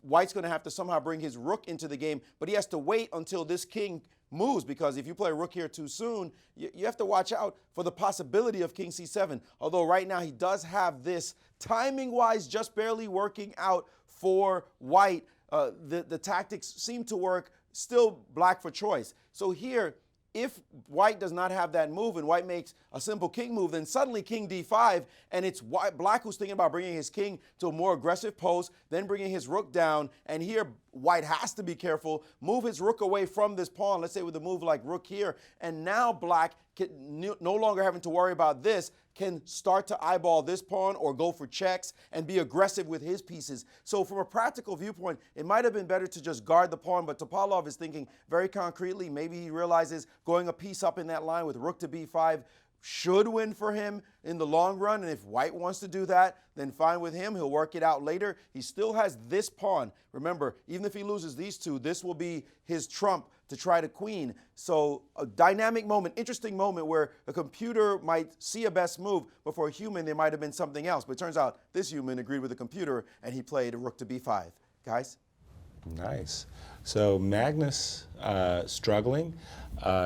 Meanwhile, queens have come off, so they are following the rule that you can only trade queens after the first time control has been reached. They fulfilled the contractual agreement. And so queens have come off, and Fabiano played f6, bishop f8, and now he can follow it up with f7, and he did. Yes, and it's 100%. f7, and just... You're going to lose another pawn. Yeah, just as Maurice said, if Black were so fortunate as to get some kind of fortress where his king might be on f7 or his knight would be on f7, that would actually be the ideal. This knight on b7 is terrible, but the timing is just perfect for White. Nicely played, f7, and Maurice was explaining that if you move your rook, hoping to get some kind of counterplay against c2, you're your blockade, the bishop blockade on the f8 square is about to be undermined with the move rook f6. And again, as Maurice was explaining, you're capturing this pawn or you're capturing this pawn and hoping to go down. I don't see a good move here for black. I think this is just lost, just terribly lost. You think that black is just busto here? Yeah, there's just nothing to play for. You can't hold the h6 pawn, and if you can't hold the h6 pawn or e6 pawn, it's like a dam that just gives way. Pawn on e5, you take the pawn on e6, the pawn on e5 rolls. You take the pawn on h6, the pawn on f7 rolls, and that's it. Simple. The ABCs of chess, as Victor Korchnoi would say. Wow, what a phenomenal performance by Fabiano Caruana. And what do you think of his play in this game? Because I know you didn't really like the fact that he didn't go for the slower knight h2, but but having said that, let's be clear. I mean, how sweet it is that he set up that position to begin with, right? I mean, this is Levon Aronian's forte, this whole double king pawn defenses. He's been doing it his entire career. And Fabiano went through his A game like a hot knife through soft butter. And this was a very impressive, impressive performance. And actually Fabiano's second, Chuchalov, has informed us that 15 knight a2 in this game was a novelty. Yes, as and Alejandro said. Yeah, so this has happened, and that he expected the knight d7 move as well.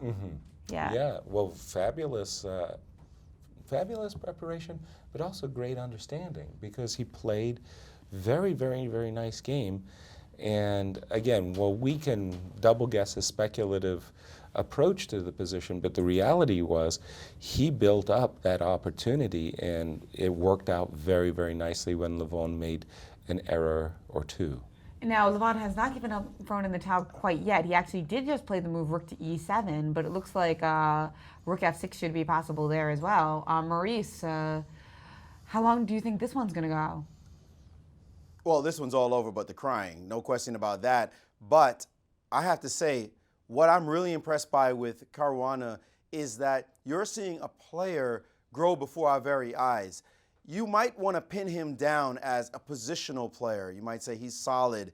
You know, he doesn't play this kind of chess. If you close your eyes, Yaz, who would you see sacrificing like this? You might think of a Tal, a Shirov, but Caruana, no, you would not think that he would be speculative in a position where he had multiple options, as he's now posted his rook on the f6 square, and that just looks devastating. You can see that Levon is practically conceding the game, bringing his knight back way too late from the pastures coming home. It's just going to get eaten soon. But you look at the way he played this tournament so far. First of all, he plays with fantastic preparation. Then you watch him play incredible defense when a world champion was hunting him down. And now he's taking on the guy who is just overtaken as #2 in the world in another type of style. First positional, then aggressive, speculative, interesting chess. He knew he had knight h2 and knight to g4, no question about it. But he decided, you know what, I like this other way. Let's see what it looks like. He's feeling his confidence. He's feeling himself, his ability to calculate. And what do we say? When a guy's in form, he can do just about anything he wants, because he's going to come out the victor in the end.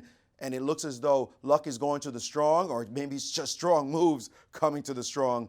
He is really growing before our eyes, folks. An incredible talent. And as Magnus said, probably the rightful challenger to the title of world champion. Guys? Thank you, Maurice. And even before the World Championship, I mean, because that will take like a long time for Fabiano to qualify for, the critical question is, how close can he get to being the #1 ranked player in the world? And certainly he's narrowing the gap a lot more than we would have expected in this tournament. Especially, can you imagine if Magnus loses today and Fabiano wins again? I mean, we might be like, what, 35 points or something apart? Something absolutely He's closing the gap, but let's not get ahead of ourselves. Before Fabiano becomes world champion, as Veselin Topalov said, you got to win it. Well, that's what I'm saying. That's why I think the rating is really, can he get really close so that it's like a toss-up, or it's 10 to 20 points distance rather than this massive gap that we've seen in recent years. Yeah, and I'm looking at Vichy too. Vichy played a really, really beautiful candidates tournament. We don't know what kind of form he's going to have for the World Championship match. But Vichy is a formidable challenger. He didn't play a great match at all in Chennai, and a lot of his fans are looking for him to do a lot better. So first of all, Caruana, he's got a long road ahead of him. He's going to have to qualify for the candidates, which he will, but then he's got to win the candidates and then become a challenger. So no gimmies in the top world of chess. I'm just looking at this position, by the way, and I'm trying to figure out what on earth, is there any move after bishop takes h6? I mean, I just don't even see a move for, I mean, you got to take, right? Yeah, bishop takes h6. Is there any other move? Please help me out. I go rook takes h6, king g7, box, rook check. If you take my rook, I make a queen. If you go back, I'm going to play over rook f1, and that's all she wrote, rook h8. And Fabiana has indeed captured the pawn. He has played bishop takes h6. And there's nothing to analyze. And Levant's just playing instantly. He's just letting... Recognizing that he's lost. But what did he play instantly, by the way? We'll find out. Oh, he played knight on b to d7. Just played knight d7. Knight David. Thank you. Gosh. Oof. It's like, I didn't see that move defending the bishop. So, okay, very good. Okay, so he didn't have to resign. Bishop takes f8, knight takes f8. And now it's time to just keep steaming these pawns up the board. Just bishop takes f8 and And rook f1. Just rook f1 and just get ready to rock and roll. This is like Space Invaders. They're coming down the board. Right, okay, and maybe there's even something stronger, I think. So move back a little bit more. Not to take the bishop, but to first play rook f1. To just play rook here. Is a more precise move. That's interesting. Well, okay, because if knight takes f6, f8 is hanging. Bishop f8 to start. Yes, exactly. Yeah, and then after rook takes f7, we're up Rook takes f6, and we're just up too many pawns here. Connected pass pawns on the king side. Yeah, that's clear. So rook f1. I'm not 100% sure. Okay, so the idea behind rook f1 is, okay, the more natural way of winning would be to play bishop takes, knight takes, but in this case, you've given up control over the g7 square, so maybe black has opportunity of playing king g7 and knight d8, and that's why we might want to play the move rook f1 first, so that we don't give up the square g7, and we're just preparing that whole business. So let's just see, knight d7, still kicking, g5 or h4, g5. Let's get this guy up the board. Wow. So to talk about other amazing beginnings to tournaments, Shirov in 2010 started Tata, or Vikanzi, with a 5 out of 5. Nice. And Portnoy once started with 6 straight wins. So a tournament with 6 straight wins. Same tournament, same in Vikanzi. In Vikanzi Tata. Yeah, I'm trying to think of how Karpov started at Linares. It was a phenomenal, he had a phenomenal score, like 11 out of 13 or something absolutely. Belfort, Kasparov in Belfort in the GMA, I think also started something like 6-0, maybe even 7.5 out of 8. And Bobby Fischer, of course, which we recognized at the U.S. Championship with the Bobby Fischer Prize, a $64,000 bonus that was on offer at the U.S. Chess Championship for any player to sweep the field. Yeah, to duplicate a score. I don't think we'll see that in our lifetimes. But then again, if I was a betting man, I wouldn't have bet on a 4-0 start by Fabiano either. I mean, you would think it would be way harder to get a perfect score in the Sinquefield Cup, but normally the Bobby Fischer Prize watch is over after 2 or 3 rounds. Exactly. Or we're still going strong in the Sinquefield Cup where it doesn't actually exist, and you know it's impossible. Yeah. It can't happen. But Maurice, can the Bobby Fischer, not the Bobby Fischer Prize, but can the Bobby Fischer score be approached in the Sinquefield Cup. That would be 6 more wins. No, that's not happening. 6 more wins. That's crazy. 0% Crazy chance. talk. No, I'm ready to bet some money. Whoever wants to put it up, I'm ready to go with that.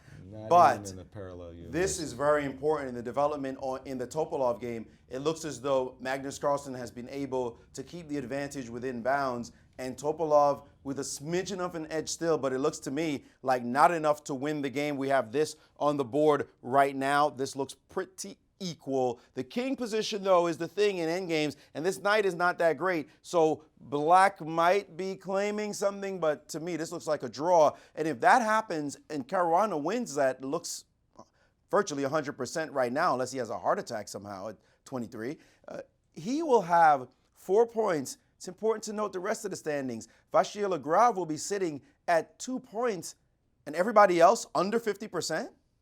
Everyone else. Well, yeah, everyone else under 50%. How is that possible? Who's going to catch him? It's going to take Vachier Lagrave, who's 2 points behind. I mean, it's incredible what we're seeing right now. He is literally lapping the field already after 4 rounds of the tournament. So tremendous start. Mathematically, you couldn't even figure that would happen after 4 rounds. Forget about just winning all your games. Just think mathematically. How is it possible that one guy is that far ahead and only one person close? Let me not use the word. The guy's 2 points behind, and then everybody else under 50%? That's pretty crazy. That's a wild start to a tournament. I don't think we've ever seen that box score at a high-level event in our lives, and we're about to see it. Given that he plays the right moves, we're going to see it today. That's right. And Caruana has played rook to f1, and very precise. That's move, right. But, precise till the end, and that, by the way, is extremely hard. When you know you've got the game in the bag, you have this tendency as a human just to kind of release. It's like, whew, I've got you. Some people and sometimes you allow your opponent back into the game because you just mess it up. Oh yeah, sure. But this That's is a very very human precise. instinct. Yeah, this was a very get a little overconfident, but some people on Twitter in the audience are saying that Caruana is more like an alien. I don't know. I kind of like the nickname Mr. Perfect better. Mr. Perfect, yes. That really fits him. In the sense that he's playing such superb, precise chess, and his accuracy. I give Vladimir Kramnik a great deal of credit for some of Vladimir's best games, let's put it that way, have been just models of accuracy.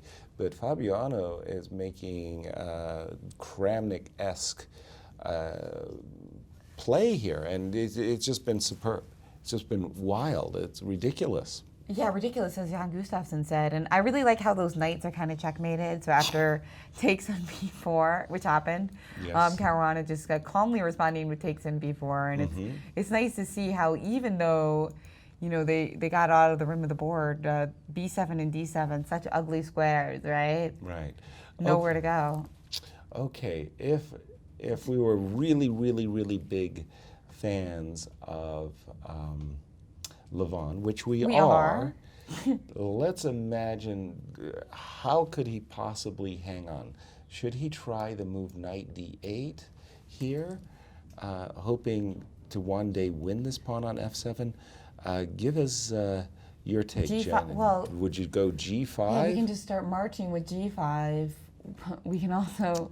Well, my intention, of course, was to capture on h6, hoping that in case you captured with a rook, I would be able to go king g7 and maybe scoop up this important passed pawn.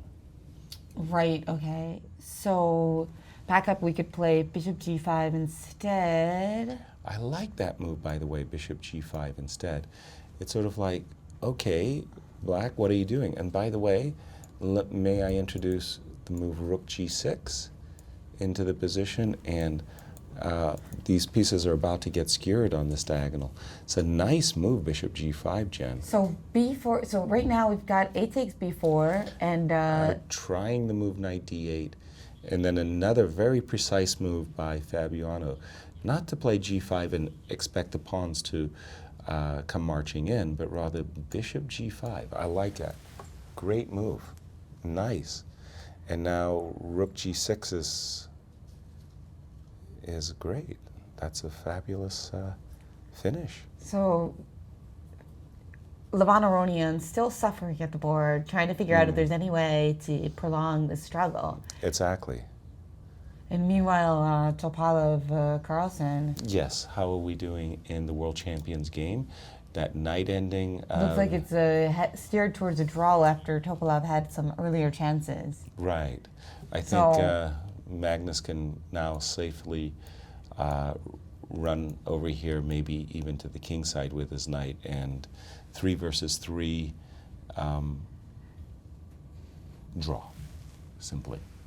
But Magnus, having to suffer not once but twice with the white pieces, very uncharacteristic in his tournament experience of recent years. Normally we see Magnus simply winning everything, and in this event he's going to be 2 points behind. No, he'll be 1.5 points, 2.5 points behind Caruana. And now, who could have expected that in round 5, when we see Levon Aronian and Magnus Carlsen play, that wouldn't be a critical match for the top of the standings? We would have all said, well, that's going to be deciding who goes into the halfway break as tournament leader. Wow. And instead, we're going to see this critical matchup between Nakamura and Caruana, where Nakamura has won a few classical games against Fabiano, and I don't know if Fabiano's won any yet. Wow. So. And suddenly everybody in the tournament is rooting for Hikaru to win, to reel this Mr. Perfect back into the field. It was, wow. Actually, somebody asked earlier on Twitter, after that interview with Norway TV, talking about how Magnus is recognized on the street everywhere you go, somebody asked, well, who's more popular in St. Louis, Nakamura or Carlsen?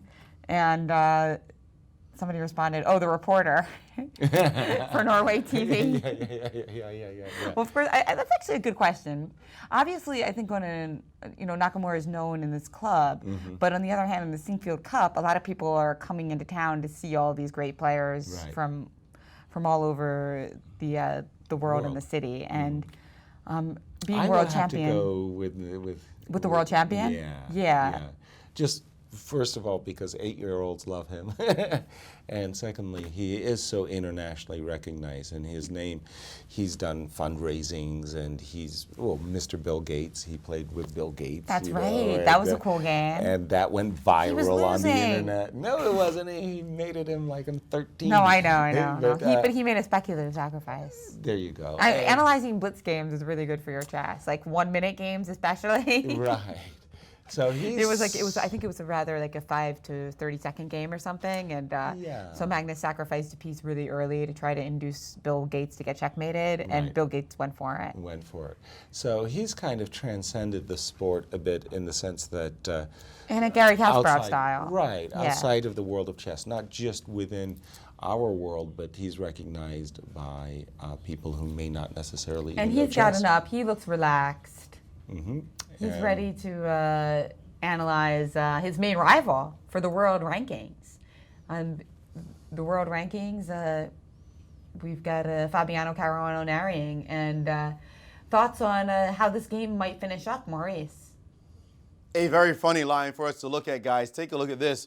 Bishop takes h6 was played instead of knight back to d8, allowing that bone cruncher, bishop to g5, bishop h6, rook h6, and king to g7. And Caruana is on move now, thinking about this position. His pawn's under attack. He has a very funny move, which happens to be his best move, rook to h5, leaving the pawn alone. And you're going to like this one. After rook takes on f7, the killer, rook to h7 check, king takes, rook takes with check, king any, rook takes, and checkmate to the other knight.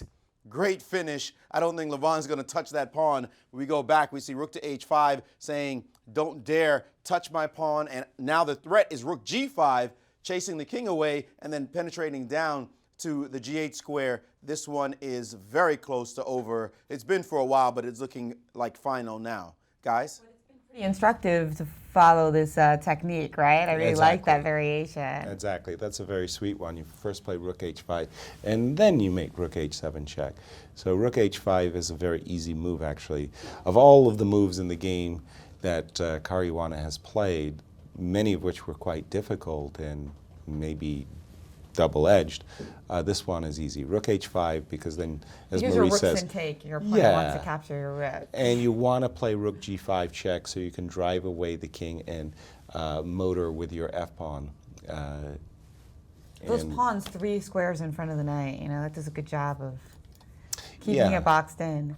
And going back to the Magnus Carlsen game, we do see yet another pawn being traded. So I don't know if the players are intending to play to bear kings, but I do expect a handshake and the halving of the point quite shortly.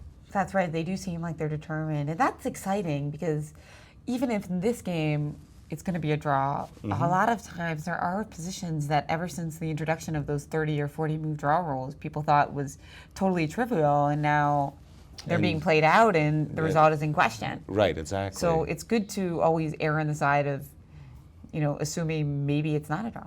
Exactly, exactly. But okay, this one really is. This one really, really, really is. Okay, so we do so expect you said really like 5 times. Yeah, so that makes it really true. Exactly. But okay, and has Fabiano found the move rook h5? He's got plenty of time to do it, by the way, too. That's wrong, isn't it? How can Levon only have 7 minutes and that is wrong. Fabiano 45 minutes? That is wrong. We've got about 22 minutes for each of them. I mean, Levon's 25 even. Levon's been playing very quickly. Right. So I'm sitting there, so I'm reading it wrong. Okay. Now, oh, there you go. It's been updated now. Yes, fantastic. these are the correct Sorry, times. I was like. So both of the players actually are playing very quickly after time control. Yeah, but it's easy for them both. They both understand the circumstance. Okay, well there we have it. 2 draws and a win, and Mr. Perfect remains at undefeated. Remains Mr. Perfect. Mr. We still. I think after 4 rounds, we can still call him Mr. Perfect, even if he draws or loses a game. It's just it's a sticky nickname. It is sticky, but an impressive. And I will have to go back, and I remember a number of tournaments where Garry Kasparov was doing horrible, horrible damage to his colleagues and getting great starts and